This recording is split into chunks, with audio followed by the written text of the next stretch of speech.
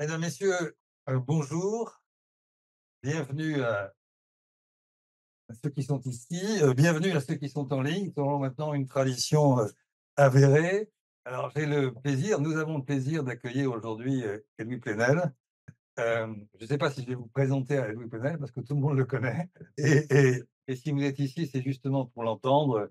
C'est toute une trajectoire forte et singulière de journaliste du Monde jusqu'à Mediapart. Il a cofondé le Mediapart, qui est devenu une institution dans notre paysage audiovisuel. Et on a bien besoin d'avoir une institution comme celle-là, surtout par les temps qui courent, des temps qui courent vers des temps qui sont peut-être assez durs, comme chacun le sait. Donc je crois que cette réunion est d'autant plus intéressante qu'on peut avoir aussi une analyse du Moyen-Orient, mais dans un contexte international qui est particulièrement préoccupant, chacun le sait.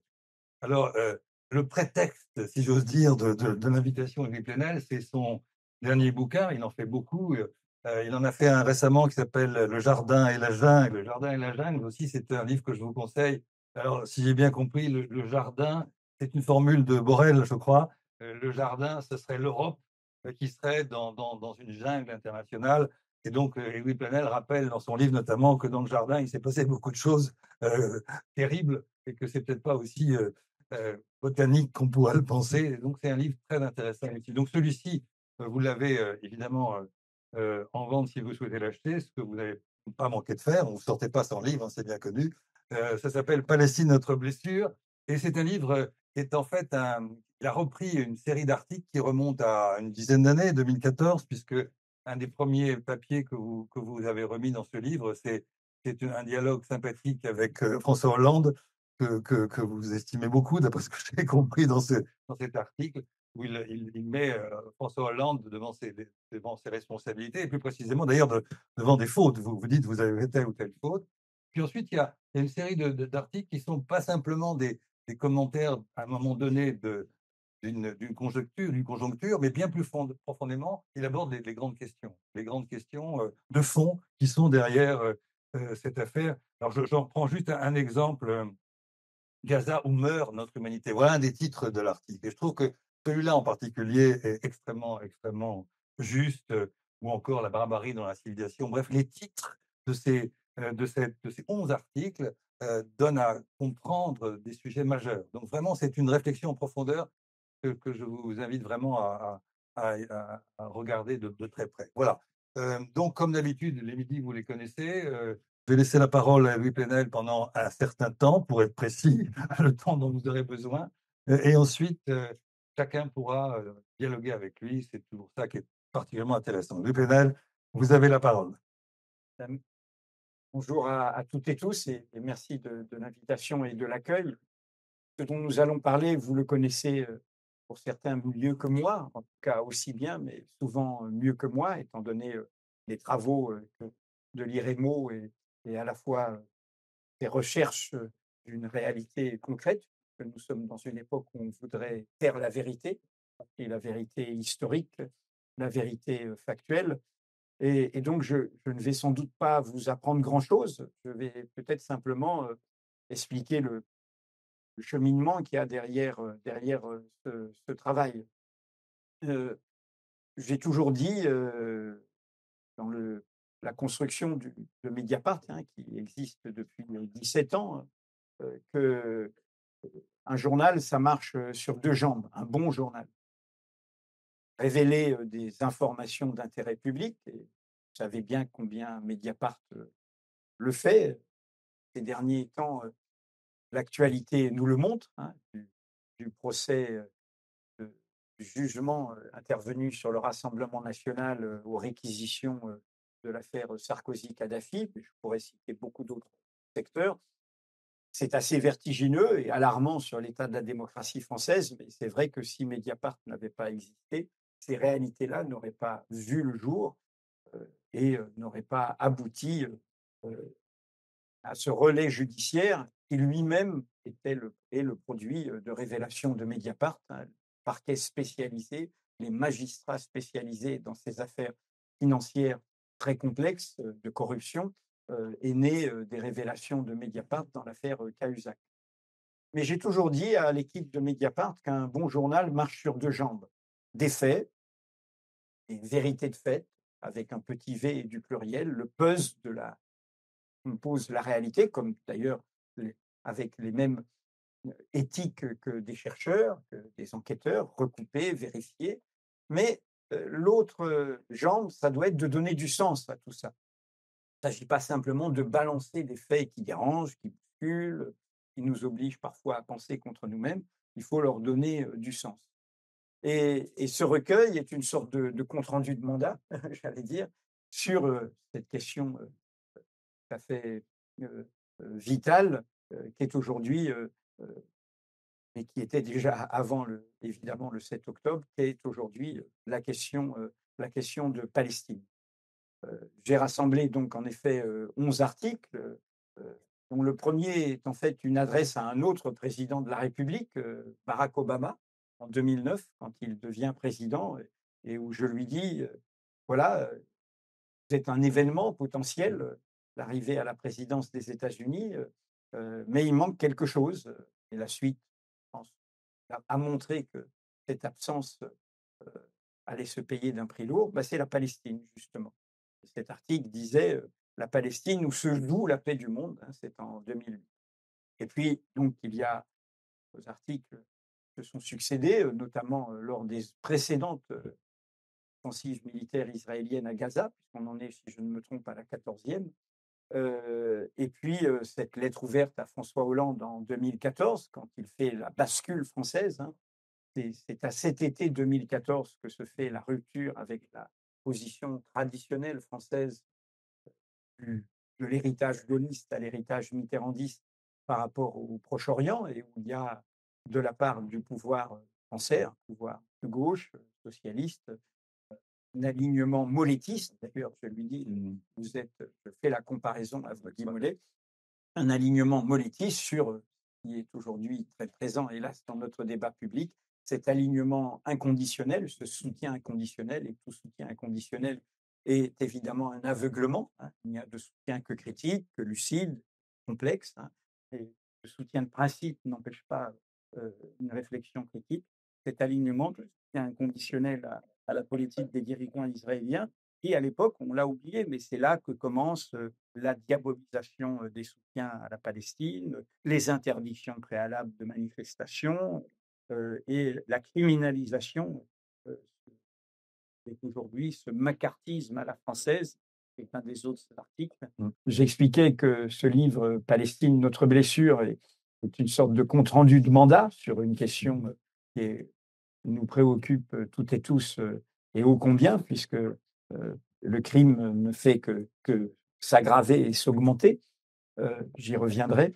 Et ce compte-rendu de mandat est fidèle un peu à ce que je crois être un bon travail journalistique. C'est à la fois des faits, des informations, des vérités de fait sur le présent, lequel est encombré de passé. Il n'y a de présent et de passé qu'au présent, et il n'y a de présent qu'avec une connaissance du passé pour le comprendre. Mais justement, l'autre jambe du journalisme, c'est de donner du sens. Et là, j'ai voulu montrer comment Mediapart, depuis sa création, a tenu à donner du sens sur cette question de Palestine. Donc ce livre rassemble 11 articles, depuis le premier qui est de 2009, qu'on appelle à Mediapart des partis pris, c'est-à-dire des articles que j'ai écrits en tant que directeur par rapport au travail très concret que fait l'équipe de Mediapart, de René Bachmann à Gwenaël Lenoir. Vous connaissez les signatures, et il y en a bien d'autres qui travaillent sur ces questions à Mediapart, mais qui, comme je l'ai dit précédemment, sont encore mieux au courant que moi de tout cela. Mais c'est un peu comment on problématise, comment on pense tout cela. Le premier article est donc une adresse à un président de la République qui n'est pas française, des États-Unis d'Amérique. C'est à Barack Obama au moment de son intronisation en 2009. Il y a à ce moment-là eu une offensive israélienne déjà à Gaza, et où je lui dis quelque chose manque à l'appel de votre nouveauté potentielle. On n'avait pas pris encore la mesure de la déception que serait au final le double mandat de Barack Obama. Et justement, il y a un silence qui est bavard, et la suite jusqu'à aujourd'hui avec Trump Netanyahou et Poutine dans leur alliance à trois le montrent, qui est l'absence de la Palestine et votre silence et du coup, évidemment, votre aveuglement sur l'injustice faite au peuple palestinien. Il y a d'autres articles et il y a un article, en effet, que vous avez mentionné, qui est cette lettre ouverte, écrite sous forme de lettre ouverte à François Hollande à l'été 2014, quand, par son attitude, il fait basculer la France dans un soutien inconditionnel aux dirigeants israéliens, qui marque une rupture par rapport à l'héritage gaulliste comme à l'héritage mitterrandien, et qui se traduit déjà par cette diabolisation, criminalisation, ce macartisme à la française, comme je l'explique dans un autre article, des soutiens à la question de Palestine. Et puis après, il y a les différents articles que j'ai écrits après le 7 octobre, qui concernent à la fois quelle est notre boussole pour affronter les suites de cet événement, le crime contre l'humanité, puisque c'est évidemment ce que j'écris dès la fin 2023, le retournement du monde, qui est le fait que le pays de l'apartheid, c'est-à-dire de ce qui est au cœur des idéologies coloniales, des idéologies où la barbarie surgit au cœur de la civilisation, c'est l'Afrique du Sud qui porte le droit international que piétinent nos dirigeants. Et puis la question de la... Sophie Bessis vient d'y consacrer un livre. Je fais un article pour dire combien cette notion de civilisation judéo-chrétienne est une imposture, est une imposture historique et sert justement à faire basculer dans une guerre de civilisation. Et puis, enfin, cette dimension justement de la barbarie au cœur de la civilisation. Alors, j'ai fait une introduction inédite. Je n'ai rien changé à aucun des articles, pas une ligne. J'ai rajouté en revanche des notes renvoyant au livre de René Bachmann, au livre de Sylvain Sipel et d'autres qui ont bien travaillé, d'autres confrères qui ont autrement, de manière très, très, très fouillée, travaillé sur tout cela. L'introduction qui est titré Une cause universelle et qui explique pourquoi ce titre, qui est repris d'un discours qu'a tenu au moment où elle recevait un prix en Grande-Bretagne l'écrivaine activiste indienne Arundhati Roy. C'est elle qui dit cette phrase la Palestine est notre blessure. Et Arundhati Roy reçoit ce prix en Grande-Bretagne pour toute son œuvre littéraire, un an après le 7 octobre. Et elle explique combien elle refuse de rentrer dans une équivalence entre l'agresseur et l'agressé, tout en disant elle-même combien, par ses prises de position, son féminisme, ses engagements en Inde face au suprémacisme hindouiste de M. Modi, et par rapport à des logiques identitaires closes et fermées, elle n'est évidemment pas quelqu'un qui serait sur la ligne idéologique d'un parti comme le Hamas, mais en même temps, l'agresseur et l'agressé, ce n'est pas la même chose. Mais le propos de cette introduction, où je reprends d'ailleurs quelques-unes des très très belles tribunes qu'a fait Dominique Hédé dans Le Monde, et j'ai fait un entretien avec Dominique Hédé là, en vidéo sur Mediapart, dans cette émission L'échappée, c'est quand je dis une cause universelle, et je propose pour nous tous une idée qui est que de quoi la Palestine est le nom. Pour moi, la Palestine est le nom à l'échelle du monde de cette question qui est en jeu aujourd'hui, qui est la question de l'égalité. Elle est le nom à l'échelle du monde, derrière la question du droit international, de ce qui est en péril, ce que veulent remettre en cause Trump, Netanyahou, Poutine et bien d'autres. L'offensive de toutes les extrêmes droites, c'est contre l'égalité naturelle, contre l'idée que nous naissons libres et égaux en droit, et que donc les individus, les peuples ont les mêmes droits, sans distinction d'origine, de condition, de croyance, d'apparence. Cette question qui est le moteur de l'émancipation. Et pour moi, si la Palestine est si dérangeante dans notre univers, mais aussi vis-à-vis des régimes conservateurs du monde arabe, c'est parce qu'elle pose cette question de l'égalité. Hein. Dans sa résilience, dans sa persistance, dans sa constance, elle pose cette question de l'égalité. Et elle le pose par rapport à tout ce qui mine l'égalité dans la politique de nos dirigeants et qui peut produire des monstruosités comme Trump aujourd'hui ou, je n'hésite pas à le dire, comme Hitler hier et comme Netanyahou évidemment et comme d'autres. Et qu'est-ce que c'est que ces monstruosités? C'est ce discours de la grandeur, cette idée de la puissance, cette idée de l'identité supérieure, cette identité de la civilisation qui est au-dessus d'autres peuples. En clair, la question coloniale, car ça a un mot séculaire sur plusieurs siècles, hein, qui est la question coloniale, qui est au cœur de la construction de notre modernité, de comment l'Europe s'est projetée sur le monde, comment elle a inventé cette réalité plus politique que géographique qui s'appelle l'Occident. Et cette question coloniale qui a traversé toutes sortes de formations politiques, idéologiques dans nos cultures, est au cœur de ce qui enfante au final la barbarie au cœur de la civilisation. Vous retrouverez dans ce livre évidemment beaucoup de rappels à Frantz Fanon, à Aimé Césaire, à Enzo Traverso comme historien qui nous le rappelle hein, de manière très, très précise. Et c'est évidemment au cœur de l'engrenage infernal qui entraîne Israël du côté d'une extrême droite suprémaciste. L'origine ne protège de rien, de formation qui se réclame d'un héritage qui est celui de notre propre crime, l'extermination des Juifs d'Europe, la destruction des Juifs d'Europe, et qui, en fait, reprolonge l'idéologie,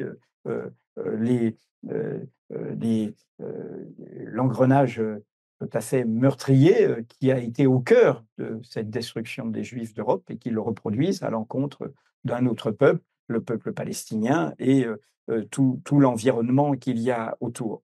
Et je fais du coup un rappel dans notre longue durée, qui est ce mot Palestine, au-delà de la diversité hein, de la Palestine, de ses débats internes, politiques, etc. Les spécialistes le documentent autrement bien que moi. Ce mot Palestine, à la face du monde, pour moi, résonne comme un autre nom, qui est le nom Haïti, qui est celui qu'a eu Saint-Domingue après la troisième révolution, pourrait-on dire, universaliste, la révolution indépendantiste américaine, la révolution républicaine française et la révolution anti-esclavagiste haïtienne. Haïti est le nom, à cette époque, de ce sceau de l'ange qu'on lui a fait payer très fort, de l'égalité, justement. Comme vous le savez, Toussaint Louverture était un général de la Révolution française. Et au fond, c'est ce moteur de l'émancipation, c'est la proclamation de l'égalité des droits. C'est un moteur infini. Et quand elle est proclamée à l'été 89, il n'y a aucun droit. C'est, je le redis, c'est ce qui est en péril dans notre époque actuelle, aujourd'hui. Hein. C'est pour ça qu'il y a le feu au lac. Hein. C'est un enjeu décisif. Hein. Toutes les forces coagulées aujourd'hui sont celles qui veulent mettre à bas la prise de conscience de l'après-deuxième guerre mondiale, aussi imparfaite soit-elle, la preuve, la Palestine, aussi incomplète soit-elle, la preuve, la Palestine, et laissant en plus un caillou dans la chaussure qui n'est pas seulement la Palestine, qui est l'apartheid en Afrique du Sud, et nul hasard si on le retrouve, l'apartheid est théorisé en 1948, on le retrouve autour de Trump avec Musk et bien d'autres, eh bien, Haïti est le nom universel de cela aussi. Et je rappelle, parce que c'est cela qu'il faut voir et mettre sous les yeux de tous celles et tous ceux qui sont aveuglés, qui ne veulent pas voir. Je donne des citations de généraux de l'offensive française, puisque vous savez que le premier consul a voulu reconquérir ce joyau qui était au cœur de la politique de puissance économique, de la politique de grandeur française, qui était Saint-Domingue. Donc il envoie une armée de dizaines de milliers d'hommes. Ce sont des armées révolutionnaires, ce sont des armées dirigées par des officiers qui ont fait les 15 ans, ils ont les 15 ans du bouillonnement révolutionnaire, pas tout à fait 15, 13 ans du bouillonnement, on est en 1802, du bouillonnement révolutionnaire qui a précédé. Ils connaissent les idéaux des droits de l'homme, l'époque des Lumières. Pour certains, ils sont francs-maçons. Ils se voient dans cette modernité-là. Et le chef, Leclerc, est d'ailleurs le beau-frère de Bonaparte. Et il écrit à Bonaparte. Cet homme des Lumières, je ne vois d'autre solution que de les exterminer tous, hommes, femmes, euh, vieillards, etc., au-dessus de l'âge, je crois qu'il dit d'abord de 14 ans, et après l'un de ses adjoints, Rochambeau, dira au-dessus de l'âge de 7 ans. Ils vont perdre, hein, un an après, à Vertières, ce seront les forces haïtiennes qui vont gagner dans cette guerre terrible. Mais je rappelle ces citations parce que ces citations nous devons les regarder, hein, nous devons les regarder comme une histoire qui ne nous est pas étrangère, comme ne nous est pas étrangère le fait que les chefs des Einsatzgruppen qui ont fait la Shoah par balle étaient des jeunes de bonne famille allemande qui avaient fait des études de droit et qui étaient tout à fait civilisés. Ce n'étaient pas des brutes épaisses. Et de la même manière que quand nous regardons, et quand ils le documentent eux-mêmes, les crimes, crimes de guerre, crimes contre l'humanité, crimes génocidaires que commettent et dont se vantent des soldats israéliens, eh bien, il faut penser à ces citations. Ces soldats israéliens ont grandi de leur point de vue dans une société qu'ils pensent développer, tout à fait surinformée, technophile, technicienne, avec des universités, avec des études universitaires, et néanmoins, ils se comportent tout à fait en barbare au nom de la civilisation. Et donc, c'est cette question, de manière un peu pédagogique, qu'essaye de déplier ce livre, dans un souci aussi de transmission. Toute une génération se politise hein, depuis le 7 octobre, avec des radicalités de la jeunesse, et la jeunesse a tout à fait le droit d'avoir des excès de radicalité. J'ai 72 ans, je suis d'une génération qui s'est formée à ces enjeux de, de soucis du monde et des autres par la question internationale.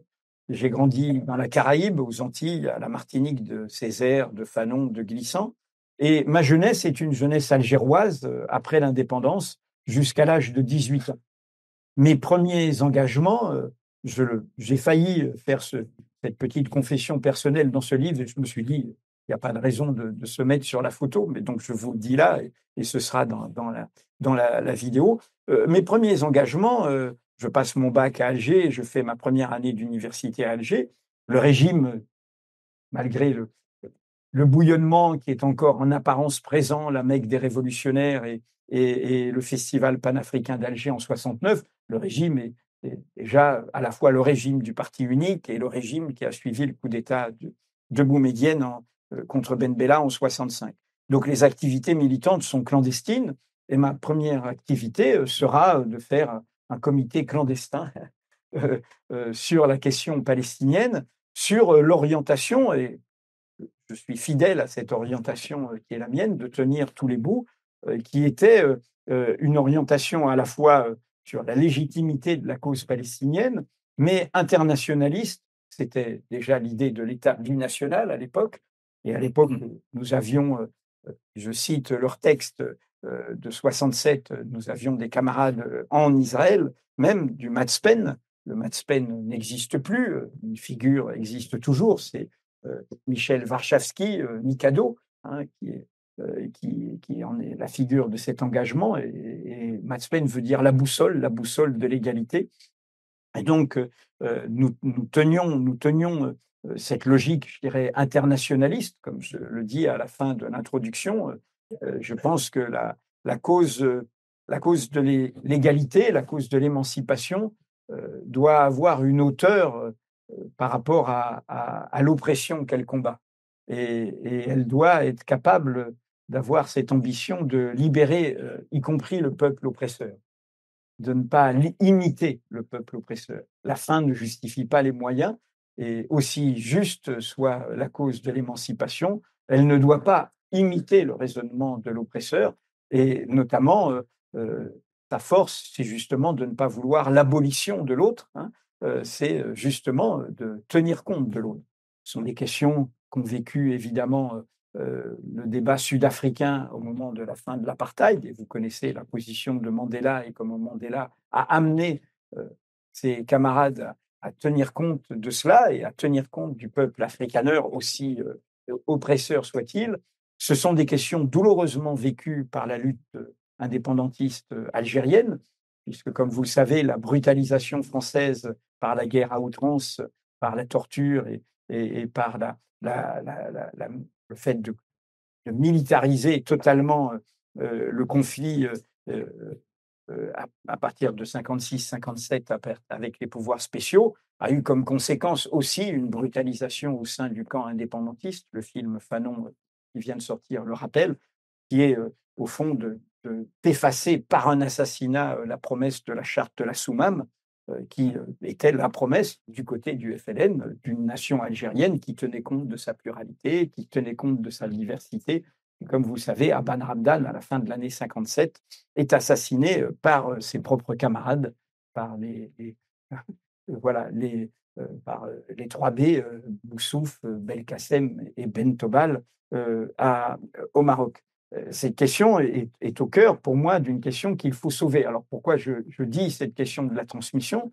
C'est que je pense qu'aux jeunes générations qui, à juste titre, avec une révolte d'autant plus vive qu'elles sentent combien elles sont criminalisées, blessées, réprimées, sanctionnées, il n'y a qu'à voir, y compris ce qui aujourd'hui se passe aux États-Unis ou ce qui se passe dans nos propres universités ou dans nos médias.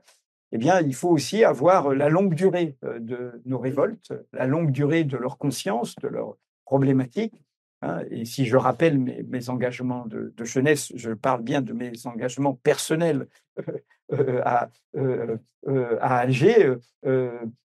C'était aussi une logique où, dans notre soutien à la cause palestinienne, nous n'étions pas dupes de son instrumentalisation par les régimes arabes, de la façon dont elle sert souvent de dérivatif par rapport aux propres questions sociales, aux propres questions démocratiques, aux propres questions vitales au sein même de ces pays. Et donc, nous veillons à la complexité, hein, à assurer une forme voilà, de lucidité, hein, de notre révolte qui essaye, comme je le dis, de tenir tous les bouts. Hein, voilà, je suis fidèle pour moi à cet héritage-là, qui n'est pas, voilà, qui est, pour aller jusqu'au bout de notre actualité mondiale, qui est évidemment à rebours de tous les campismes. Et Dieu sait si ceux qui raisonnent avec un seul œil ou une seule partie de leur conscience, eh bien, sont aujourd'hui bien embarrassés avec cette hydre à deux têtes qui s'appelle Trump-Poutine. Et donc, il y a deux campismes, hein, qui sont tombés de leur fauteuil. Il y a le campisme atlantiste, hein, les États-Unis comme incarnation du monde libre. Ben non, voilà, vous voyez la réalité. Et Trump n'est pas indifférent à la réalité américaine, à la violence américaine, à la logique de puissance et de grandeur américaine, évidemment. Et puis, il y a un autre campisme, hein, celui qui a rendu certains aveugles au sort des peuples arabes, et notamment au sort du peuple syrien, qui voyait par une sorte d'héritage idéologique la Russie de Poutine comme une sorte de point d'appui anti-impérialiste. Eh bien non, c'est un régime dictatorial, c'est un régime d'extrême droite, c'est un régime qui est dans une logique impérialiste. Et comme je le dis dans un des articles, je rappelais que le tout soutien inconditionnel à Netanyahou était le meilleur cadeau qu'on puisse faire à Poutine. Les médias français ne l'ont pas mis en évidence. Ce crime a été signé à l'Assemblée générale des Nations unies quand vous avez vu qu'une résolution qui a été votée de soutien à l'Ukraine et à son intégrité territoriale, il y a eu pas mal d'abstentions, mais elle a été votée quand même. Les abstentions sont liées évidemment au ressentiment par rapport au double standard, hein, et c'est compréhensible. Mais ce qui est important, c'est de voir qui a voté contre. Et évidemment, la Russie a voté contre, mais les États-Unis de Trump ont voté contre. les alliés de la Russie habituels, Corée du Nord et Nicaragua, ont voté contre, mais l'État d'Israël a voté contre. Et là, voilà, par rapport à tous les discours qu'il y a qui ont essayé de contrer la solidarité avec la Palestine, vous voyez bien, l'État d'Israël est contre le droit international. Le voyage chez Orban le montre, la rupture avec la CPI le montre. L'un des premiers actes de Trump de criminaliser la CPI, c'était le meilleur cadeau à faire à deux personnes qui étaient poursuivies par la CPI, et Poutine et Netanyahou. Et la suite est donc là sous nos yeux. Donc voilà, voilà la sorte de cohérence de ce livre. Et je pense quand on lit ces articles, on voit combien il y a une mise en perspective, hein, et il n'y a pas une prise de conscience récente, il y a une mise en perspective qui montre combien d'alertes n'ont pas été entendues.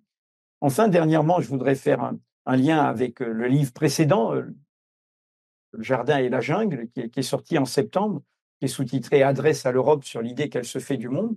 Ce livre va sortir aux États-Unis en septembre, ce qui est assez bizarre pour moi. Il a été tout de suite acheté par une maison d'édition américaine qui l'a vu comme un livre un peu prophétique sur ce qui allait arriver avec Trump.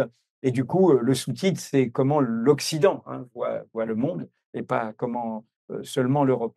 Ce livre, en fait, est une sorte d'appel provoqué, en effet, par ce discours qui montre bien que, je dis, débat sur la question coloniale récent en France, hein, Hitler ne nous est pas étranger, hein, comme le disait Césaire, hein, et au bout du bout de la logique coloniale, il y a Hitler, il y a en clair la barbarie dans la civilisation.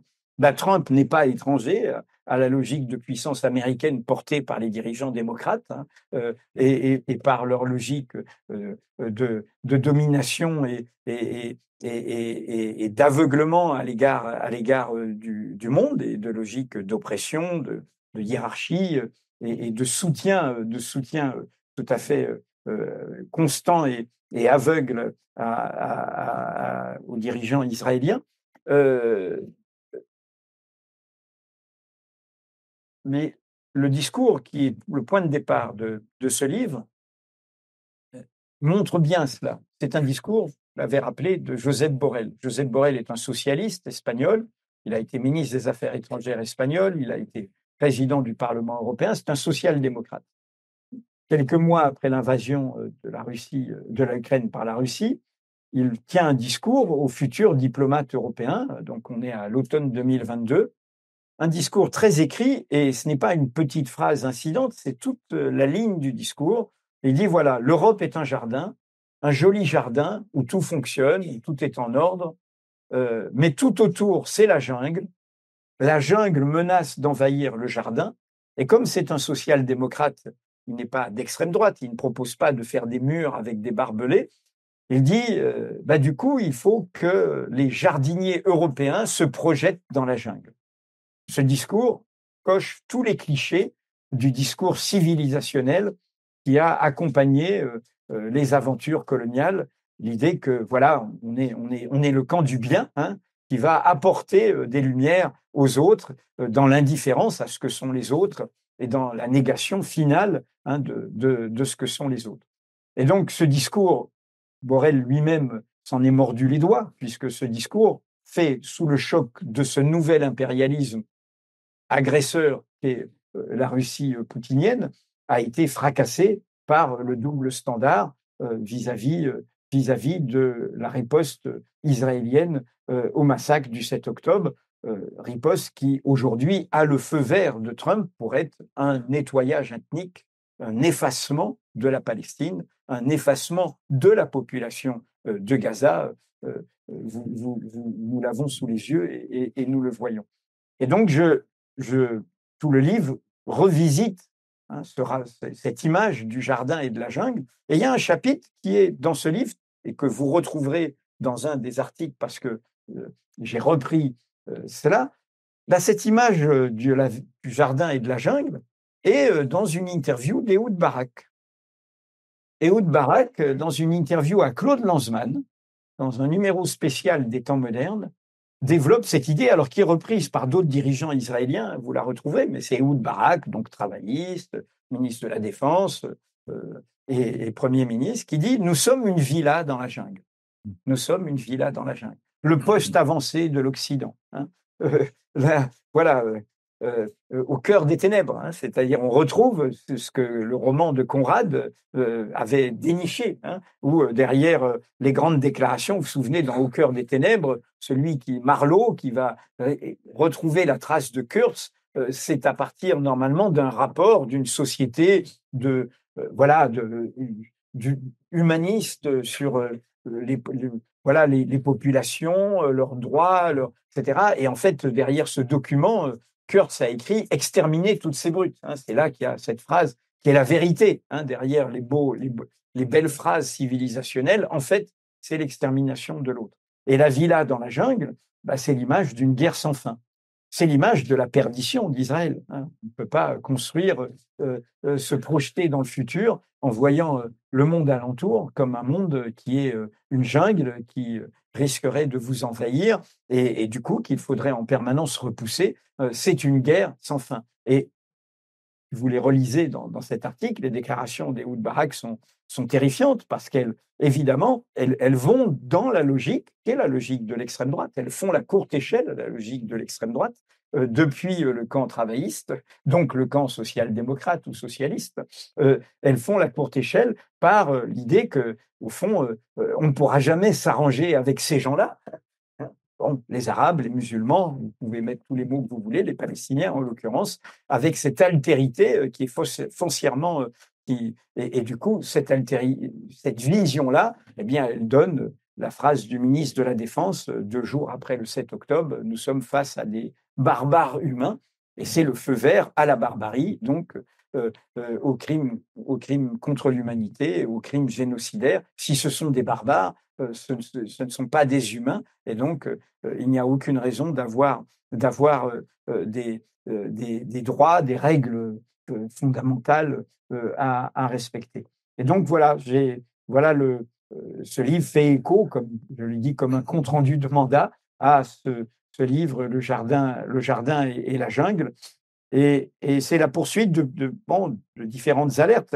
Je disais tout à l'heure en aparté, quand on a discuté avant de commencer, je fais partie de ceux qui, depuis longtemps, de livre en livre, mais appuyés sur le travail collectif de Mediapart, disent que la catastrophe, elle n'est pas à venir, elle est déjà là. Hein. Et écrit depuis longtemps, elle est déjà là. Et comme disait Walter Benjamin, la catastrophe, c'est que tout continue comme avant. Hein. Donc, nous y sommes. Hein. La catastrophe, elle est là. Et tout ce travail à notre place, hein, nous, voilà, dans notre travail de journaliste, c'est d'abord, c'est pas de se dresser sur nos ergots. Voilà, nous voyons tous, et les premiers concernés sont ceux qui en parlent le mieux quand ils survivent. Notre rôle, c'est d'essayer d'y voir clair. Le pire, ce serait d'être pris comme des lapins dans les phares par la catastrophe. Tout est fait pour ça, hein, pour qu'on ne voit plus, pour qu'on ne comprenne plus, pour qu'on ne s'y retrouve plus, ou qu'on soit comme un petit papillon autour d'une lampe. Ce que Steve Bannon, théoricien de cette extrême droite, hein, cette internationale brune, hein, qui est à l'offensive aujourd'hui, dans une formule très élégante, appelle « inonder la zone de merde ». Hein, empêcher qu'on y voit clair, empêcher qu'on comprenne, semer le poison de la division. Mon propos est aussi d'essayer de se retrouver sur nos causes communes. Je pense que si la catastrophe est déjà là, eh bien, il y a des querelles qui me semblent secondaires, il y a des nuances qui existent, mais que nous devons être capables de surpasser, hein, pour nous retrouver sur l'essentiel. Et c'est pour ça que mon livre est dédié à 2 belles personnes qui, pour moi, dans notre pays, ont porté la voix de la Palestine de manière constante. J'ai évidemment nommé Leïla Chaïd et Elias Sambar. C'est aussi une façon de dire aux jeunes générations qui se politisent, et comme toujours, les jeunes générations n'ont pas envie tout de suite de rendre des droits d'auteur aux générations qui ont précédé, et c'est normal, et nous avons été comme ça, mais en même temps, il faut rappeler la longue durée de ces combats, et voilà, il y a la figure de Rima Hassan aujourd'hui, mais elle n'est pas la première, hein, elle n'est pas née de nulle part, hein. Il y a d'autres figures, et qui ont je pense, porter au cœur de ce qu'est l'héritage, quel que soit ce qu'est devenu l'autorité palestinienne aujourd'hui, l'héritage de l'OLP dont le mérite a été, avec Yasser Arafat, de rendre son nom à la Palestine quand elle était effacée, hein, et ce qu'il voudrait faire à nouveau, hein, que ce ne soit plus que des réfugiés sans terre, sans lieu, dispersés, qui ont donné à la Palestine, j'en reviens à mon introduction sur la cause universelle, sa dimension humaniste, hein, sa dimension qui porte au fond l'étendard de ce qui est au point de départ de toutes les causes de l'émancipation, qu'elles soient contre l'oppression capitaliste, qu'elles soient contre les impérialismes et les colonialismes, qu'elles soient contre des régimes autoritaires nés des indépendances, qu'elles soient des oppressions liées au genre, liées à la diversité discriminée, liées à l'apparence, liées à la croyance. Bref, je le redis, ce que j'appelle les causes communes de l'égalité. Voilà. Bien. Je vous remercie pour cette analyse globale tout à fait passionnante. Et on va laisser la parole à la salle et aux personnes qui sont en ligne, mais peut-être je me permettrai de vous poser une question en prolongement de ce que vous venez de dire. Euh, Vous avez dit à plusieurs reprises, on ne voit pas, on ne voit plus, etc. Et vous avez aussi parlé du travail de journaliste. Alors moi, je ne suis pas journaliste, mais je connais un peu ce milieu, mais vraiment un peu pour le fréquenter de temps en temps. Et je suis frappé de voir à quel point beaucoup de vos confrères ne voient pas ou ne veulent pas voir. Et c'est un euphémisme de dire ça. J'ai encore eu des expériences tout récentes qui m'ont beaucoup, comment dirais-je, frappé. Je ne veux pas être trop dur avec ces journalistes-là.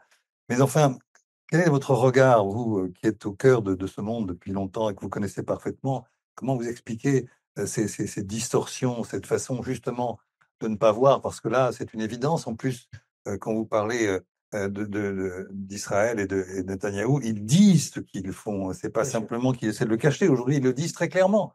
Encore récemment, Netanyahou a dit qu'il voulait appliquer le plan Trump. On ne va pas être plus explicite.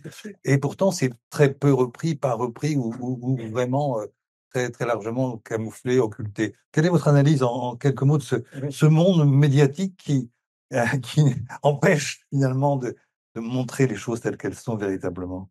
Comme vous le savez, et sans doute, hein, non seulement je ne suis pas les médias ou le journalisme, mais mon itinéraire est celui de quelqu'un qui a mené une bataille dans sa profession, Oui, et donc contre sa profession, contre le journalisme de gouvernement, le journalisme qui ne tire sa légitimité que de rapport avec les pouvoirs. Bon, ça m'a valu des attaques de tous côtés, mais voilà. et ça Donc, ce que je continue. veux dire, c'est que ce que vous dites là, pour moi, c'est la même chose que le fait que dans les jours que nous vivons, vous avez un monde médiatique qui n'a pas voulu voir l'ampleur de la corruption en France, qui n'a pas traité tout ce que Mediapart a traité et qui aujourd'hui nous fait un débat sur l'impunité des élus et l'inéligibilité, au lieu de parler des faits eux-mêmes, hein, au lieu de parler des faits, et qui est du côté de ce monde-là.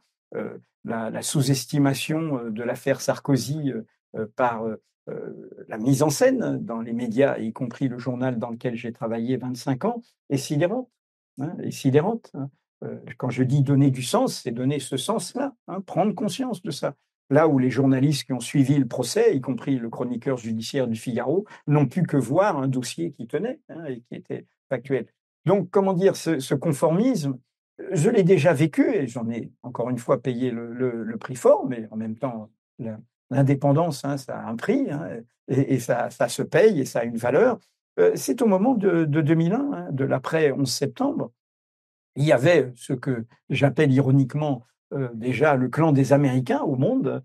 Je ne vais pas donner de nom, mais des journalistes qui, pour certains et certains, sont toujours dans le paysage, qui en fait reprenaient la propagande américaine. Je rappelle qu'après 2001, sur l'Irak et sur ce mensonge évident pour toute personne, il n'y avait pas besoin d'être un immense spécialiste, mais si on s'était politisé comme moi par la question du nationalisme arabe, si on avait lu toute une littérature dans sa jeunesse, on savait bien que la dictature irakienne, aussi terrible soit-elle, hein, celle qui a massacré le principal parti communiste du monde arabe, je le rappelle au passage, la dictature de Saddam Hussein, n'avait rien à voir avec Al-Qaïda, ni financièrement, ni militairement, ni idéologiquement, et que la riposte au 11 septembre, quelle qu'elle soit, ne pouvait pas être contre l'Irak, que c'était évidemment un mensonge.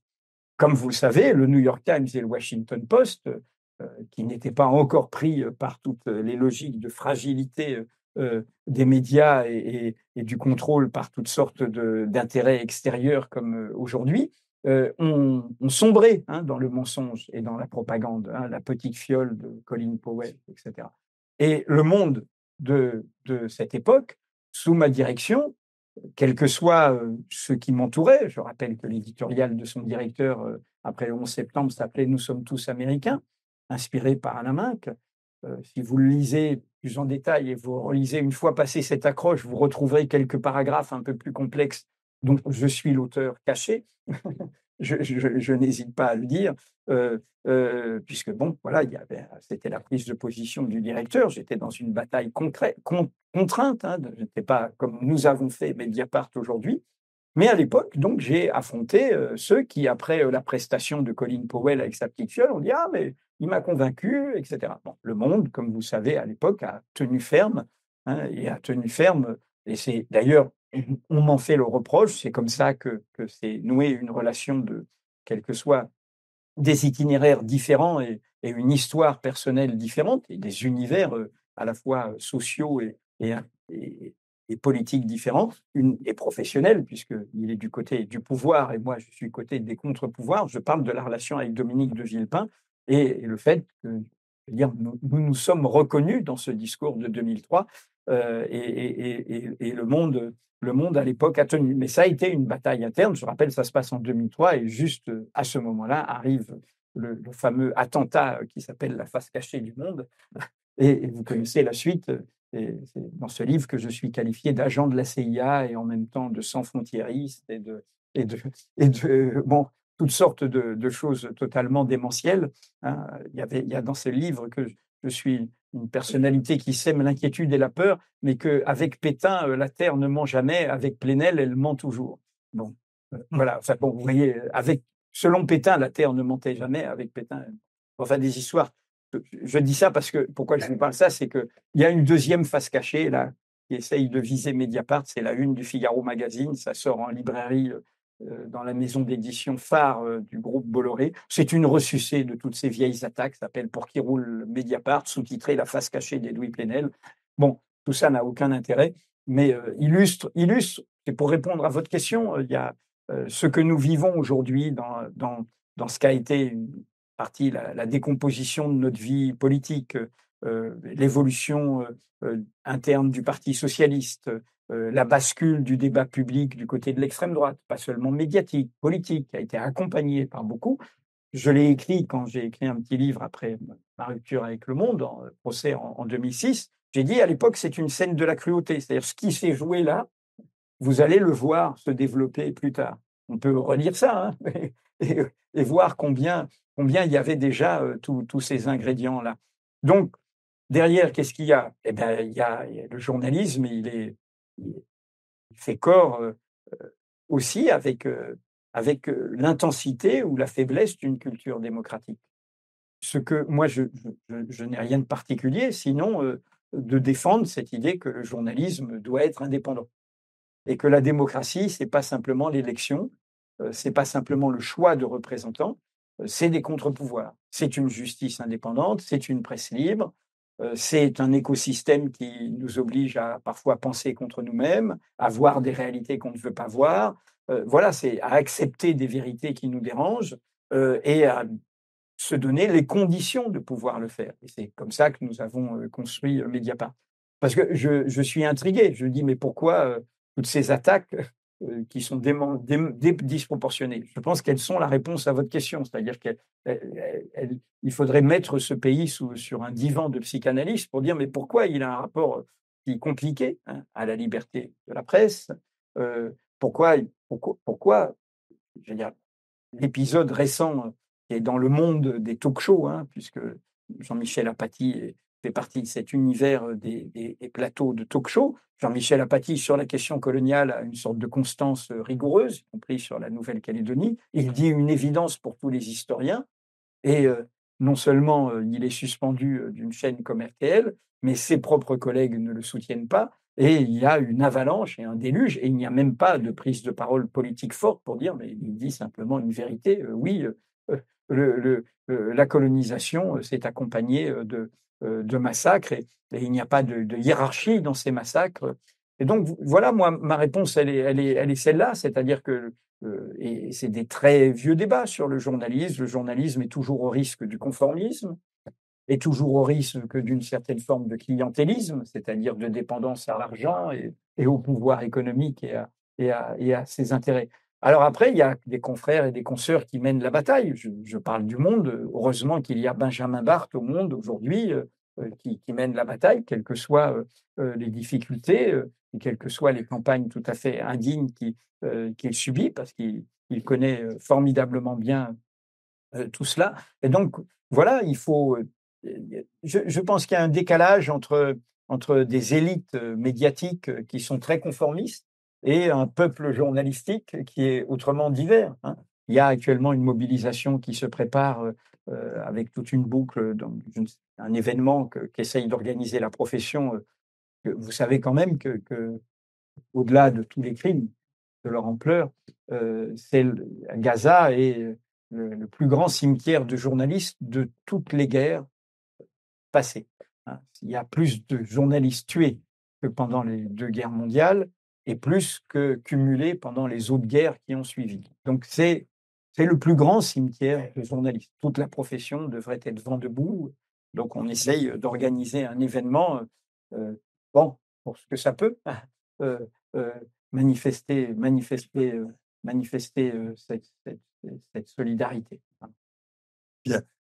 Je ne vais pas abuser de ma position pour poser d'autres questions. Je vous laisse la parole. Il faut simplement que le micro arrive. On va commencer par la salle et après, s'il y a des questions en ligne, tu m'indiques. Bon, déjà, je voudrais, comme on est à l'IRMO, je voudrais dire un mot gentil pour Agnès Levallois, qui est très courageuse dans tout ce qu'elle dit et fait. Bon, euh, c'est rare. Merci, Monsieur Plenet. On a beaucoup voyagé avec vous. Ça me dérange pas trop parce que j'étais sur les bancs à Dakar avec Souleymane Bachir Diagne et l'universel, c'est une valeur essentielle. 2 petites questions. Une, j'ai tiqué quand j'ai vu que vous adressez votre livre à Elias Sambar et Léla Chaïd. Pour Elias Sambar, qu'est-ce que vous pensez de cette position récente de plus croire à une solution à 2 États? J'ai l'impression que ça affaiblit plus la cause palestinienne que ça la sert, à votre avis. J'aurais vu Edouard Saïd, Dominique Aidé et autres. Voilà. Ma deuxième question, je suis très inquiet sur la situation Syrie-Liban, que vous avez quoi, voilà, qui ne sont pas l'objet central du livre, mais qui sont fondamentaux parce qu'ils montrent la posture israélienne vis-à-vis de ses voisins. On ne dit rien sur l'envahissement du Golan. Et concernant le Liban, je voudrais juste vous citer un nom, Sarah Aliafi, une grande personne qui est la petite fille d'un ex-premier ministre libanais et qui vous décrit que dès 1959 ou dès 1968, Beyrouth a été bombardée et rebombardée et rebombardée, et ça, peu de gens le savent. Et il n'y avait pas de Palestiniens encore armés de l'OLP à cette époque-là. Bonjour, merci beaucoup pour votre propos, pour vos combats, pour vos interventions. J'aurais peut-être une petite remarque anecdotique et puis une observation un peu plus sérieuse. Il y a quelques années, Ahmed Fouad Najm, le poète populaire égyptien, avait fait un texte تكرم عين الشعب الزين في عمان وفي البحرين où il louait les peuples et la résistance des peuples, où il disait Palestine يجرح الناس, Palestine, la blessure du monde. Je ne sais pas si vous avez pensé à ça, et il disait تسبب في جويع الراس, qui donne un petit peu c'était pour l'anecdote. Mais plus sérieusement, quand vous parlez de la Palestine et l'Ukraine, je vous demande s'il y a vraiment une équivalence. Parce que comme le dit Mahmoud Darwish, Kam kunta wahdak, combien elle est seule, la Palestine. L'Ukraine a quand même peut-être quelques soutiens, quelques aides. Je ne parle pas simplement de l'aide abstraite comme ça, enfin, ou des propos. Dans le combat, dans le terrain, la Palestine est seule, véritablement seule. Alors, ma question, c'est, bon, par rapport à l'information, que puis-je savoir? Vous avez dit qu'il faut essayer de voir clair. Mais que dois-je faire? Concrètement, qu'est-ce que nous pouvons faire? Et puis, troisième question, que m'est-il permis d'espérer? À quoi peut-on s'attendre? C'est peut-être de grandes questions, mais je ne peux pas m'empêcher de me les poser. Merci, Monsieur Plenel, pour la voix du courage et vos combats contre la contre-vérité. Je vous admire et surtout la lettre que vous avez adressée aux musulmans de France, que j'ai traduit en arabe. Merci beaucoup. Deux petites questions.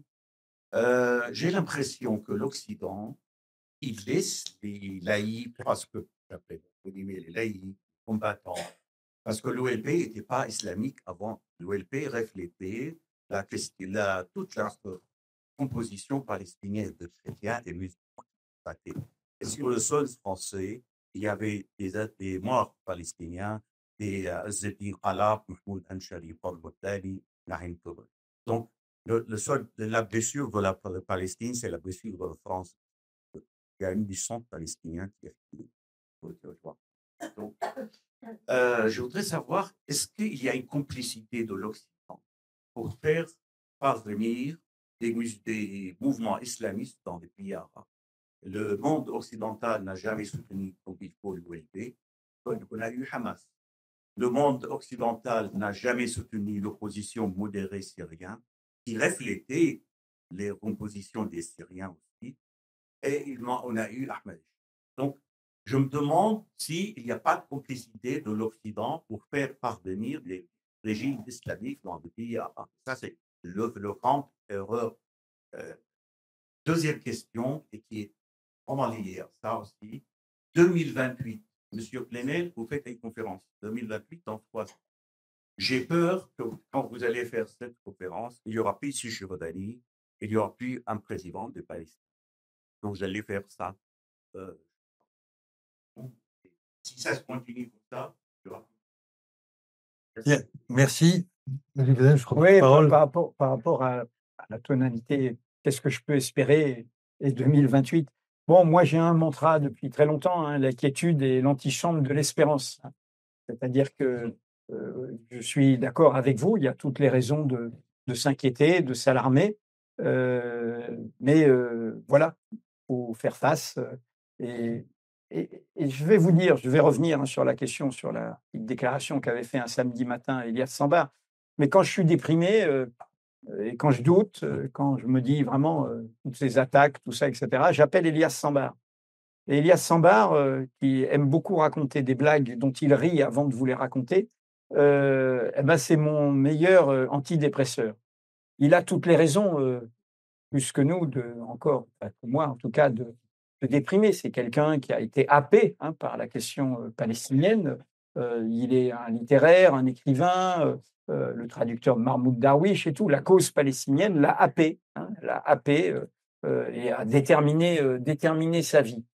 Et il vit avec cette catastrophe depuis la Nakba. Hein, Nakba, catastrophe. Donc la catastrophe, elle est là, elle est continue, elle est permanente. Et voilà, il fait face. Et je suis intimement convaincu, même si je ne verrai peut-être pas le jour de tout cela, que le monde que nous affrontons et qui se radicalise sous nos yeux à l'échelle du monde, mais qui tombe le masque du coup en se radicalisant. Il n'a plus les oripeaux prétextes démocratiques, de droit universel, il n'est plus pour l'universalité, il n'est plus pour l'humanité, il tombe le masque de ce qui est bon, c'est ce qui est bon pour moi, quoi. Ce qui est juste, c'est ce qui est bon pour moi, pour mon peuple. Il attaque ses propres alliés sur les droits de douane, sur le Groenland, sur tout ce que vous voulez. Eh bien, ce monde qui tombe le masque est un monde, pour moi, condamné. C'est-à-dire que cette fuite en avant que aussi bien évidemment le pouvoir israélien incarne et dont sont victimes les Palestiniens, mais que le pouvoir russe, j'y reviendrai, incarne aussi, et que, évidemment, le pouvoir américain, mais que nos extrêmes droites, et qui sont en embuscade ici même, quels que soient leurs ennuis judiciaires, eh bien, pour moi, c'est un monde condamné. C'est un monde de prédation, c'est un monde d'extractivisme, c'est un monde d'ignorance des questions du vivant. Quand même, l'horloge bouge, hein, et il y a des enjeux. Et c'est un monde d'ailleurs dont les alliances sont symboliques de cela. Vous voyez, le lien entre Ukraine et Gaza et la Palestine, c'est un lien de principe que je fais, hein. Le droit international ne se divise pas, hein. Et notre boussole, c'est que justement, nous sommes du côté de ces principes, hein. Et il n'est pas à géométrie variable. C'est ça que je veux dire. Après, il y a des contextes historiques et des histoires historiques différentes, même si la guerre que mène, parce qu'elle n'est pas documentée journalistiquement par l'interdit que fait la dictature russe, la guerre russe en Ukraine est également terrible. Et entre nous, les réfugiés syriens nous l'ont dit, hein, quand ils ont vu tomber les bombes incendiaires sur Mariupol, ils voyaient Alep, hein. Parce que pourquoi l'internationalisme ne se divise pas? C'est aussi que si nous avions mieux écouté la révolte syrienne et ce qu'elle subissait quand le régime russe est venu au secours d'une des pires dictatures avec celle de Saddam Hussein du monde arabe contre son peuple, car le régime je suis désolé, mais le régime des Assad est un régime génocidaire de son propre peuple, ce que raconte bien le pays brûlé, hein, c'est le pays Assad où le pays brûle, où on brûle le pays, hein, et c'est ce qu'ils ont fait avec l'aide de la Russie, de Poutine, hein. Et Poutine, il ne réglait pas le problème, comme a dit quelqu'un. Non, hein. Il donnait la main, ainsi que le régime iranien, ainsi que le Hezbollah, au mépris de sa propre histoire et de sa base populaire au Liban. Il donnait la main à cette dictature. Et donc, voilà, je pense que si on tient cette boussole, je ne sais pas, bien sûr que les dégâts sont incommensurables, mais en même temps, je pense que les principes que nous défendons, ils sont du côté du vivant, hein. Quand je parle de l'égalité comme le moteur de l'émancipation, ils sont du côté du vivant. Nous ne sommes qu'un petit bout du vivant, notre espèce, et la démesure de grandeur, de domination, de destruction de notre espèce, eh bien, un jour ou l'autre, elle se retourne contre nous, elle se retourne contre cet homo démens qui se prétend sapiens. Donc voilà, je mène mon chemin comme ça. Vous avez dit la Palestine est très seule. Bien sûr, en termes, et vous avez parlé de la responsabilité de l'Occident par rapport à la cause palestinienne, sa diversité, et en effet, quelle que soit la corruption est devenue de ce qu'est aujourd'hui l'autorité palestinienne, qui est documentée, et y compris parfois, pour une partie d'entre elles, ses liens avec les forces d'occupation. Néanmoins, en effet, l'histoire de l'OLP de Yasser Arafat est celle d'un dirigeant et d'une force politique qui a veillé à la diversité de la Palestine.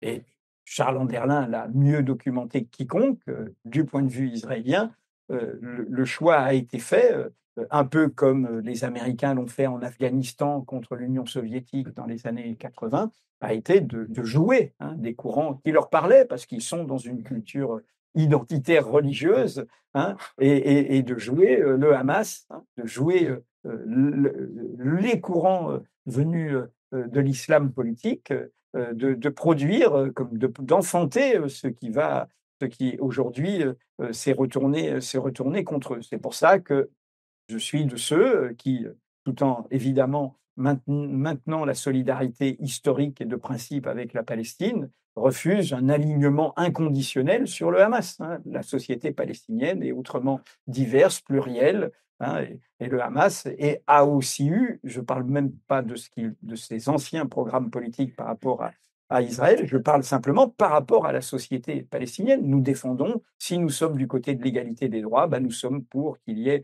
une diversité, une pluralité politique, une pluralité culturelle, une pluralité religieuse, et de le défendre. Mais je reviens sur la solitude. Je suis d'accord quand vous dites qu'il y a une solitude, mais je pense qu'il faut aussi assumer sur la longue durée, et Je rappelle que c'était vraiment la force de ce très beau texte de Samir Kassir, Considérations sur le malheur arabe, publié par notre grand ami Farouk Mardambey, chez Sinbad Actes Sud. Samir Kassir, qui a été assassiné, nous le pensons tous, sur demande de la dictature syrienne, et qui était après les printemps libanais. Et nous devons penser la responsabilité des régimes arabes. Je dis souvent qu'ils ont, sur la longue durée, soutenu la cause palestinienne comme la corde soutient le pendu. Et y compris par rapport à la question religieuse, nous devons penser comment les régimes les plus proches de notre culture occidentale, entre guillemets, laïque, je parle du baasisme, du mouvement nationaliste arabe, ont produit des régimes qui en avaient la Libye, je parle de la Syrie et de l'Irak, qui ont été les pays les plus violents contre leur société. Les plus violents contre leur société. C'est très.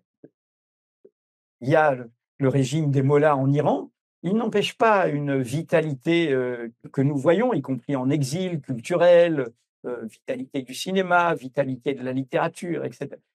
Le régime irakien et le régime syrien ont été des régimes qui ont éradiqué la vitalité de leur société.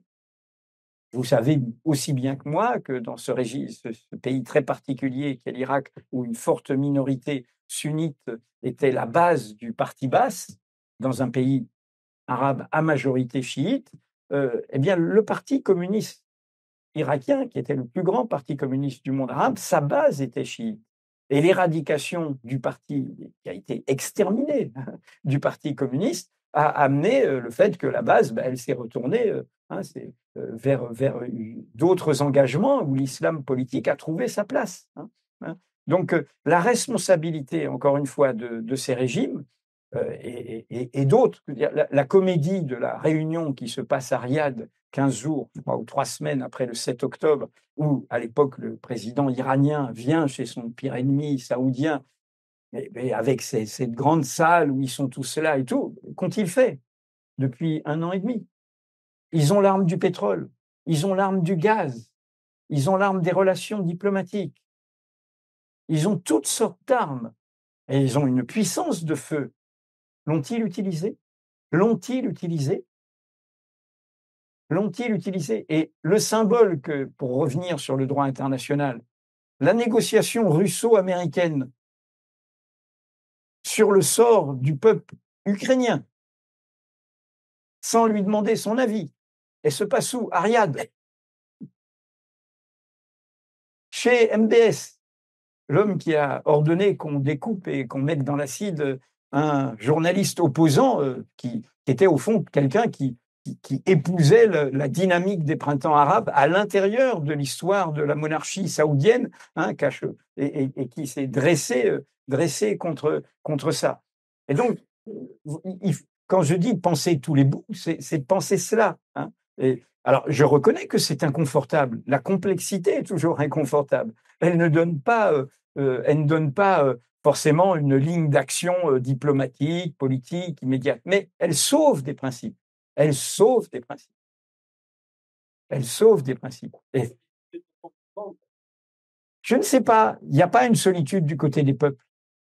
Et là, j'en reviens à aussi, quand je vous parlais des campismes, et c'est quelques divergences que j'ai avec certaines forces de la gauche française, le campisme, c'est au fond un étatisme. Et c'est un héritage à gauche du stalinisme, c'est-à-dire qu'on ne voit que les rapports entre États et on oublie les peuples. Les peuples ont leur agenda. Un inédit, l'événement inattendu. Pour ça que je pense que l'autre boussole de l'égalité, la boussole qui accompagne l'égalité, c'est d'être au rendez-vous des peuples. Quand il y a eu les révolutions arabes, la première réunion, et la seule, publique de solidarité au début des révolutions arabes, quand on est au moment tunisien, que l'Égypte est en train de prendre le relais, et avant la folie libyenne de Sarkozy. Elle a lieu au Théâtre de la Colline à Paris. Il y a Stéphane Hessel, il y a Edgar Morin, il y a Elias Sambar, il y a Farouk Mardambey, des noms que je vous ai cités là, il y en a d'autres. Qui organise? Mediapart. Aucune force politique française. De la même manière, je dis que vous n'avez pas eu de grande réunion publique, ni Trump ni Poutine, de l'ensemble des forces politiques françaises aujourd'hui, hein. Donc, il faut être du côté du peuple, des peuples.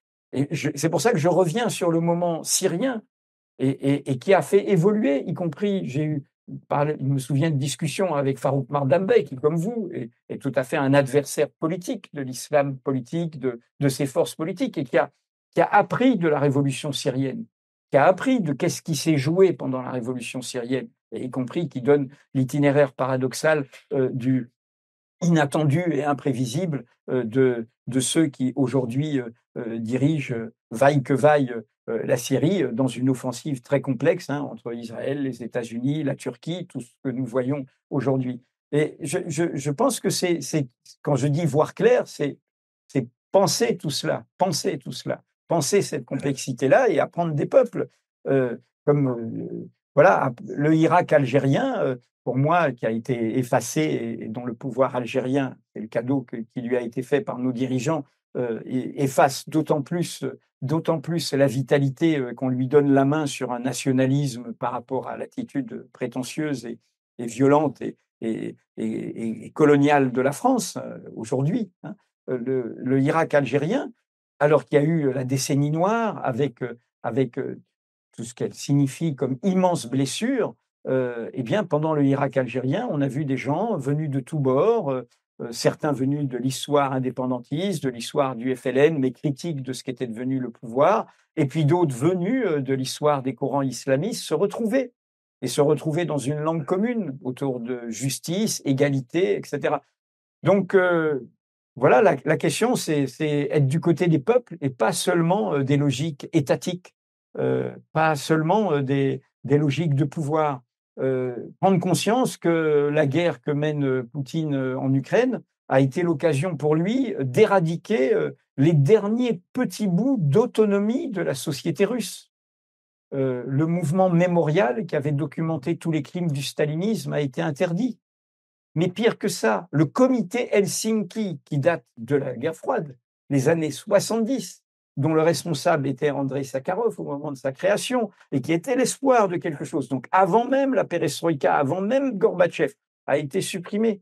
Sans compter évidemment les syndicats, le journalisme, la presse, l'expression libre de la société. On ne peut pas contester les courants autoritaires qu'il y a ici chez nous et qui veulent nous empêcher d'exprimer nos mobilisations, nos contestations, et ne pas avoir la conscience qu'ils ont la même logique que ces pouvoirs-là. Sur Elias, quand il a fait cette déclaration un matin, et il faudrait qu'il vous réponde lui-même sur ce qu'il a voulu dire, c'était très contraint dans une émission de radio. Je l'ai appelé moi-même parce que pour qu'il m'explique ce qu'il voulait dire. Et en fait, je pense que c'était plus une sorte plus qu'une prise de position, c'était une réflexion prospective sur la façon dont la NAS se refermait sur l'idée des deux États. Et je dirais même que là, on est même, elle se referme au point de se refermer sur l'idée même d'État, sur l'idée même de Palestine. Voilà. Mais voilà, Elias est une très très belle figure pour moi de la pensée complexe de tout cela, de la pensée nuancée. Mais sur le moment, j'ai été surpris moi-même. Je lui ai demandé de m'expliquer. Et je pense qu'en fait, ce qu'il voulait dire, il ne voulait pas dire que lui pensait que c'était fini. Il voulait dire on en est dans une situation où, en fait, qui peut-être comme horizon ravive, mais avec quelle force, l'idée de dire qu'il faudrait un vrai État de citoyens et non pas l'État de la loi fondamentale de 2018, c'est-à-dire non pas un État des Juifs, mais un État de citoyens, où il y a des citoyens qui ont des droits de citoyens, et où il n'y a pas de supériorité liée à l'origine. Il faut rappeler que Elias Sambar, pour celles et ceux qui ne le connaîtraient que par son œuvre littéraire, dans son œuvre militante, il est au cœur des principales batailles de reconnaissance internationale qu'a obtenue la Palestine via l'UNESCO. C'est là que ça a commencé. hein, et c'est lui qui a mené des batailles et qui sont très importantes dans comment le présent est plein de passé, les bagarres archéologiques, les bagarres sur les classements comme monument de l'humanité à Hébron, protéger et mener la bataille contre l'appropriation, l'essentialisation identitaire du passé, hein, et c'est très, très important. Et puis, il a été au cœur, dans le moment des négociations, de la question la plus explosive du point de vue des logiques identitaires, qui est le retour des réfugiés, hein, le droit au retour. Hein. Israël est fondé sur ces principes que tout juif du monde peut venir en Israël et faire son alia et devenir citoyen d'Israël. Et évidemment, le peuple qui a été l'autre peuple qui est là, et il a défendu pied à pied cette question lors des négociations et il l'a porté. Donc, pour moi, c'est injuste. Voilà. Juste une petite question, j'ai feuilleté rapidement l'Atlas de la Palestine qui est juste derrière moi, c'est très intéressant. Et il y a un passage sur le lobby pro-israélien aux États-Unis, mais quid du lobby et des réseaux en France, que c'est vrai que c'est un peu l'éléphant dans la pièce, on n'en a pas du tout parlé, de ces réseaux influents, de ces groupes de pression qui empêchent de libérer la parole. Pas un seul mot sur le sujet. Donc j'aimerais bien que vous parliez, il n'y a pas qu'aux États-Unis, mais en France, il y a le CRIF, certains parlaient de la LICRA ou autre. J'aimerais connaître votre avis sur les réseaux influents à ce niveau-là. Merci. Je vous réponds très vite, il n'y a même pas besoin d'avis. C'est Mediapart qui a fait l'enquête la plus puissante, la plus développée, la plus documentée sur Elnet, qui est l'agence d'influence au cœur du Parlement, qui est l'agence qui a organisé la réunion publique la semaine dernière. Donc, j'allais dire en rigolant, abonnez-vous.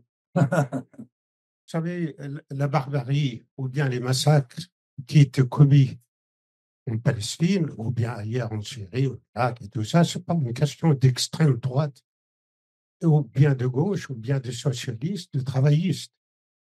Il faut rappeler quand même, le premier qui ont commis des massacres en Palestine, ce sont des travaillistes. Le plan D qui était en fait conçu et exécuté par le fondateur de l'État d'Israël à l'époque, qui était travailliste. Des massacres continuaient dans les années 50, mais personne ne parlait de ça. Les Israéliens faisaient d'entrée à travers, moi je suis syrien, et j'avais campé, en fait j'allais camper comme scout sur les Yarmouk, à la frontière avec la Palestine. Ils traversaient la frontière pour égorger quelques soldats syriens en sang-froid ou bien, hein, mais personne ne parlait de ça à l'époque. En Irak, les massacres. Et la question est La question, est-ce qu'il y a une différence entre, en fait, les travaillistes ou bien les démocrates aujourd'hui et les trumpistes de l'autre côté ou bien l'extrême droite israélienne de Netanyahou? Vous ne pensez pas que l'extrême droite aujourd'hui, que ce soit en Israël ou bien aux États-Unis, c'est la version vulgaire en fait de travaillistes et de socialistes? Merci. Une dernière question, et puis je vous redonne la parole à... Il y en a encore beaucoup, donc... Je vais poser ma question, ce sera très rapide. Donc, oui, merci pour votre intervention. J'avais une question, vous êtes très très clair du coup sur, quand on écoute ce que vous venez de raconter, voilà, sur le suprémacisme israélien, sur le soutien à Benjamin Barth, la faille professionnelle dont on prête beaucoup de journalistes en France. Mais pour avoir pour être explicite sur vos critiques sur le Hamas, mais aussi pour être critique sur les failles des camps de gauche français pro-palestiniens, notamment l'AFI, sur la question de l'antiracisme avec le prisme de l'antisémitisme, pour avoir aussi interviewé Aria Halimi qui présentait du coup son nouvelle association Golem. Et ben en réalité, vous êtes très critiqué par une franche partie de la gauche pro-palestinienne. Et du coup, c'est dommage. Et je voulais savoir qu'est-ce que vous ressentiez par rapport à ça. Voilà. Oui, mais ça ne va pas être juste un bref commentaire. Je ne sais pas ce qui a été dit là. Ça ne revient pas à l'idée de l'État binational.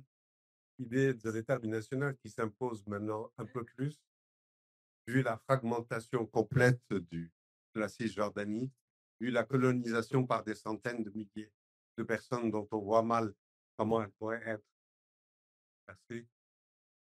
Donc, ce n'est pas tellement bizarre, pareil, de refuser, enfin, de dire que la question des deux États n'est pas.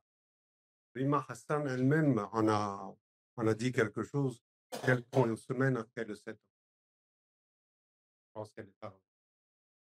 Je vous remercie. Philippe Haenel, je vous laisse à la fois répondre et conclure. Oui, oui, merci. Non, sur l'état binational, je l'ai dit, dans notre jeunesse, notre utopie était celle-là, et nous la défendions. Bon, moi, je n'écris pas le futur. Je pense que les journalistes sont interdits de futur.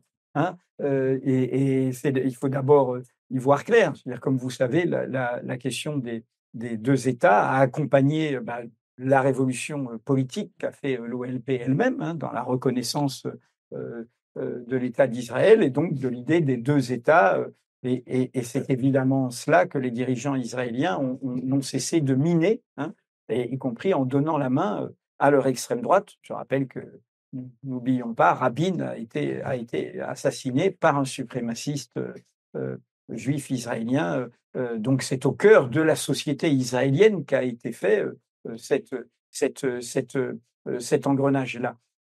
Et pour répondre à votre question, oui, cet engrenage se fait toujours avec des forces qui se croient de gauche, qui se croient universalistes, qui se croient humanistes, qui font la courte échelle à ces forces finalement fascistes et finalement d'extrême droite.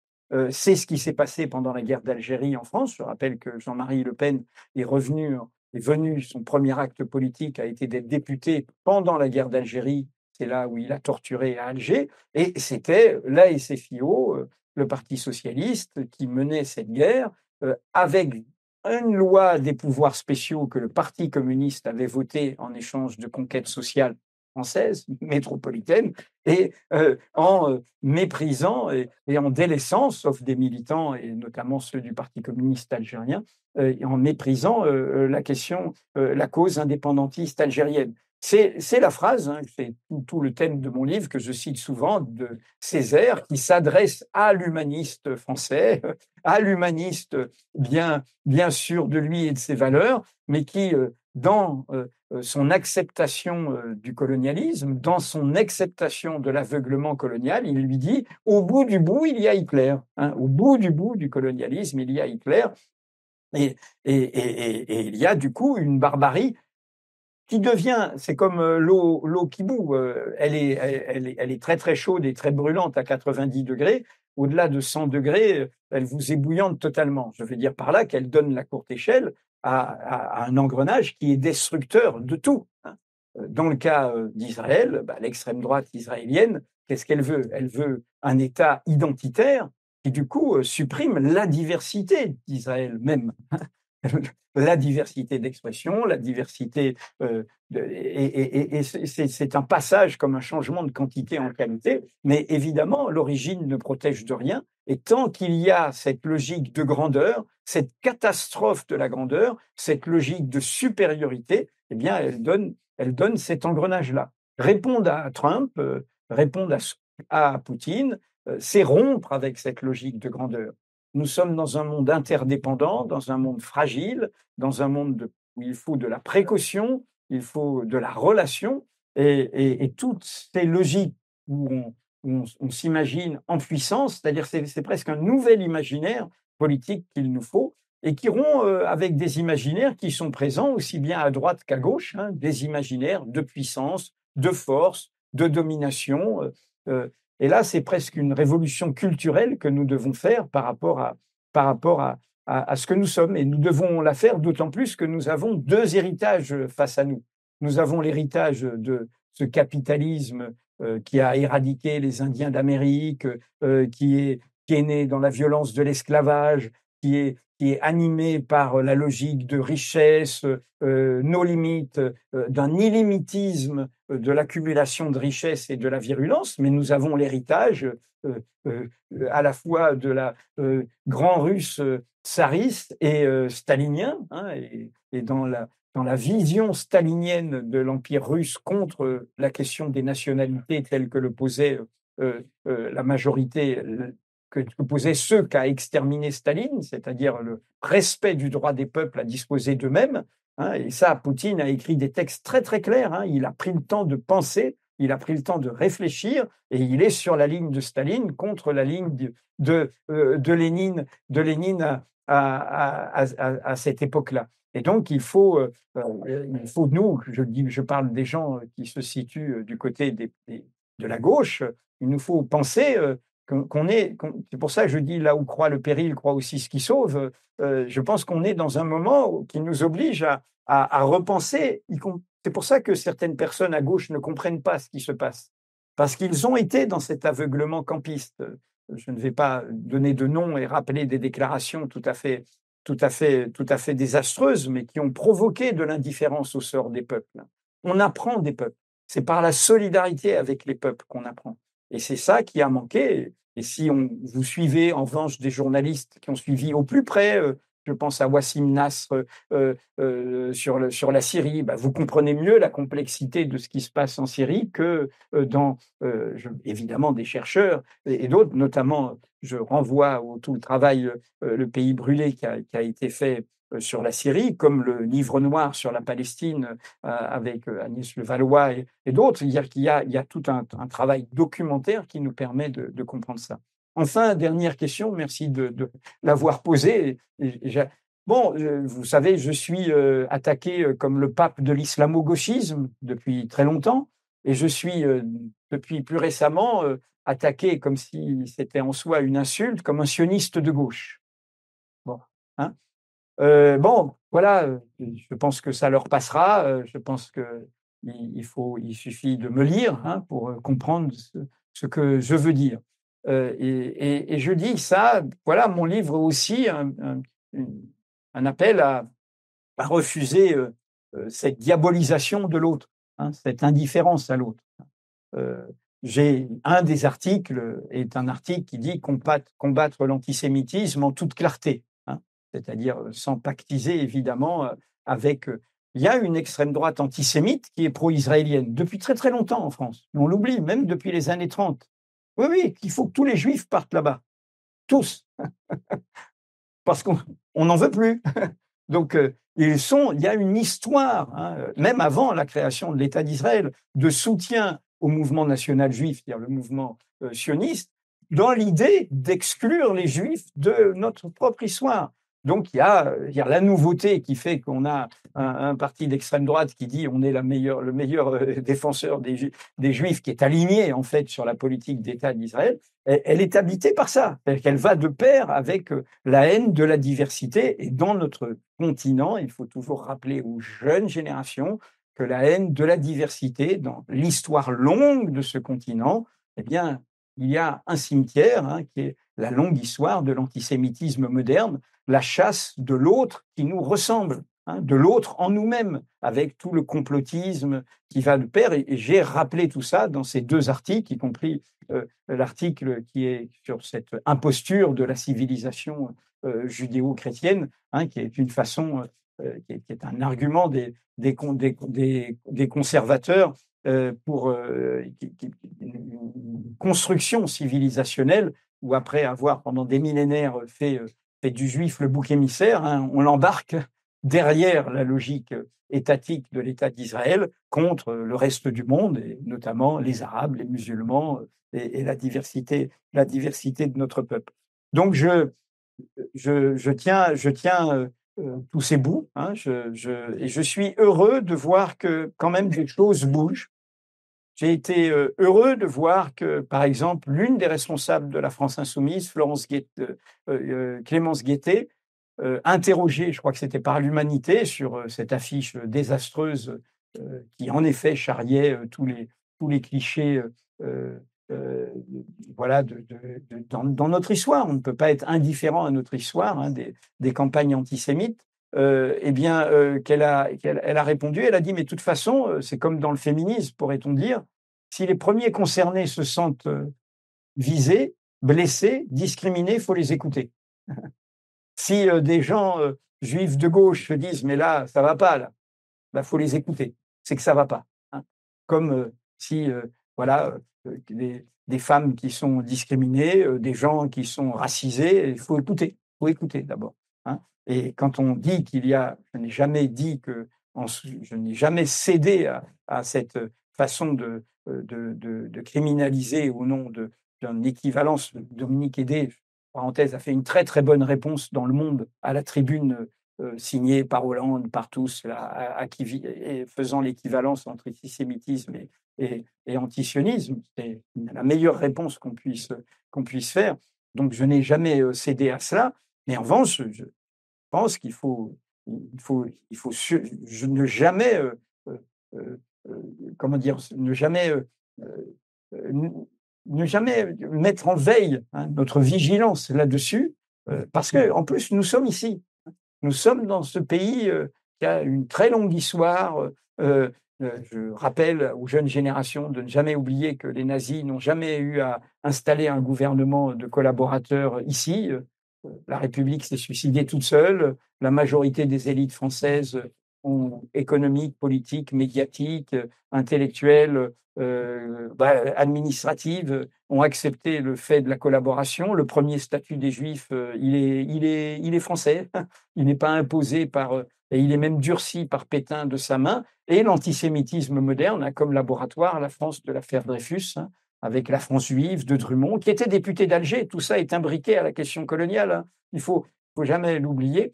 Et donc voilà, faut être ferme là-dessus, clair, sans ambiguïté et avec un peu de culture et de connaissance.